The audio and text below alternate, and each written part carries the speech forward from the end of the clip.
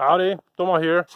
Today I wanted to show you something that not a lot of people want to talk about, but it's very important.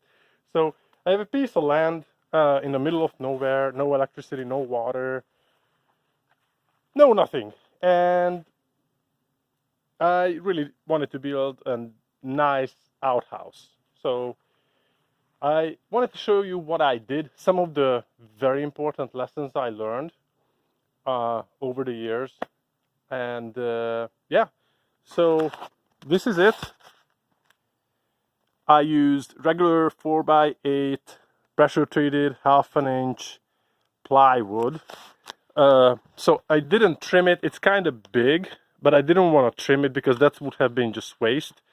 So this is 4 foot wide, and the tallest point is 8 feet, right? So that's about a 22-degree angle for the roof.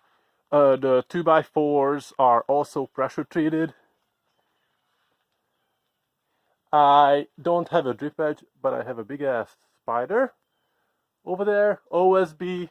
I have the tar paper underneath and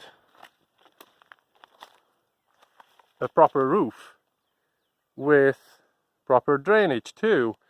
So this is kind of on a slope. So I wanted to make sure that the water doesn't go into, there's a hole underneath this, right? That's where the waste goes. About 2 foot deep hole.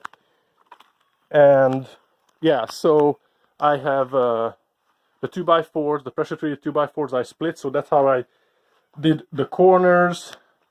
There's a 2x4 running here, running there. So this is exactly 2 foot, 18 inches standard toilet height, and then another 2 foot, right? Because it's 4 foot wide.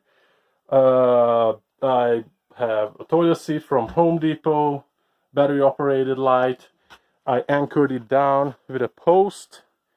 That's why I have these blocks on the inside, because I drilled the post out and that screw goes into that block there also. So 2 corners are anchored down. This has been here for over a year, so we had storms and shit, so it held real nice. That's the roof. That's how I anchored the roof, the OSB to the walls.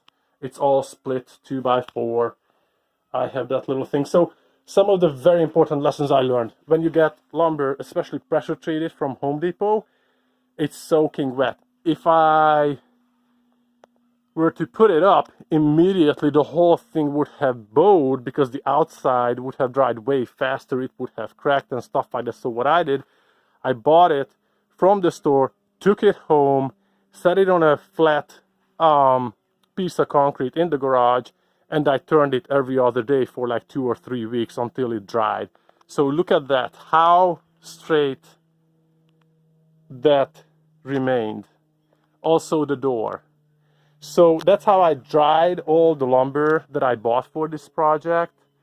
And then, just to make sure, I braced the door also with the split 2x4. I used exterior paint, something that somewhat blends in, so it's not white or anything crazy like that. Yeah, so it's framed with a 2x3 all the way around the door, so bugs don't get in, because the door overlaps. That's also very important. I have a latch on the inside and the outside, so you can see that I just used my circular saw to cut this door out, and I put it back as the door. Hinges, nothing fancy, like $2 hinges. Yeah, so some of the very important lessons. You want to cover that up, right? Because you don't want bugs to get in, stuff like that.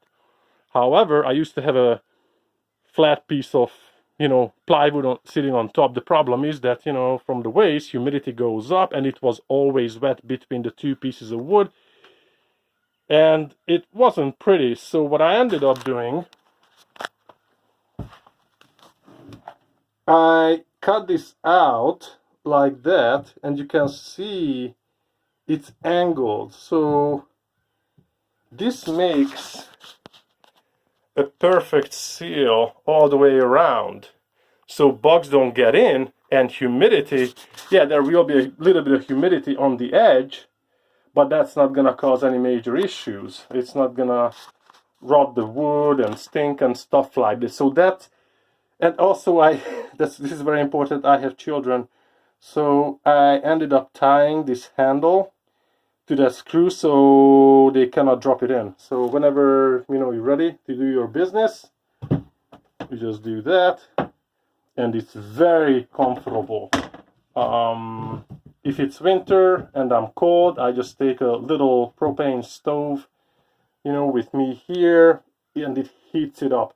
You don't want, that's very important, you don't want any windows or any light to come in, because once you do that, all the bugs will come in and all the things will grow, right? So you want to keep this dark all the time and sealed. That's why I have OSB on top, not the metal roof, because this is completely sealed. Light does, if I shut the door, light doesn't come in. So that is very important. The other very important thing, you can see that, yeah, underneath that I have that hole dug, right? So it pretty much starts 2 inches in from this wall and goes all the way around that way. So 2 inches from the side and the back panel. So moisture is a problem, so you want to make sure that the waste dries out as fast as possible. I used to have this enclosed because I didn't want to get bugs in, to allow to get in any kind of bugs. So that didn't work out. What I had to do is I cut a 6-inch hole and I screwed this mesh. So this is just a piece of rain gutter cover metal, and also underneath that, to make it even more fine, I just have regular window screen. So metal on top, screen underneath, so not even ants can get in. So I have this on the 2 sides and the back. So this allows the humidity to leave, so it doesn't stink or anything. Everybody is surprised who visits me and uses this thing that you don't smell anything. It's insane. I don't have any freshener or any of that stuff. So yeah, this is how I built this thing. And yeah, you can see that even the door, because I dried the wood out before I installed it, completely straight. I even, on the bottom, because I'm sitting on a hill, on the side of the hill, you can see that I put dirt, so water sheds away from this, not into it. That's very important. So all the way around, the dirt slopes like that. So yeah, this is my outhouse. You would not believe how important this is. I hope you enjoyed the show. See you in a week. Bye.